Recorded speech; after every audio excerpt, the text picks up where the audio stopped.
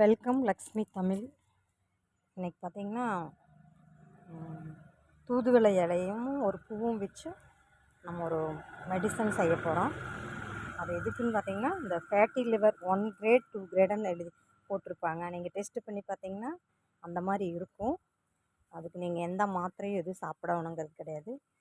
இந்த மாதிரியே நீங்கள் டெய்லியும் 48 நாள் தொடர்ந்து சாப்பிட்டுட்டே வந்தீங்கன்னா ஃபேட்டி லிவர் கம்மியாயிரும், நார்மலாக வந்துடும். அதுக்கு என்னென்ன தேவைன்னு பார்த்திங்கன்னா, அந்த தூதுவளை இலையும் இந்த மாதிரி இலை கட் பண்ணி எடுத்துக்கோங்க.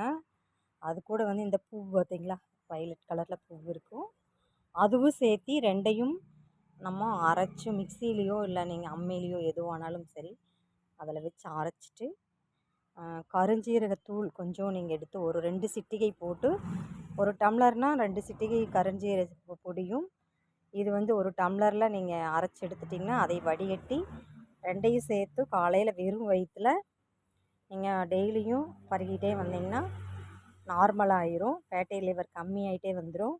ஹாஸ்பிட்டல் போய் மெடிசன்லாம் எதுக்கு தேவையில்லை. நீங்கள் அங்கேயே போனாலும் இந்த மாதிரி தான் வீட்டிலருந்தே நீங்கள் சாப்பிட்றதுலேயே நீங்கள் இது பண்ணிக்கணும் அப்படின்னு சொல்கிறாங்க.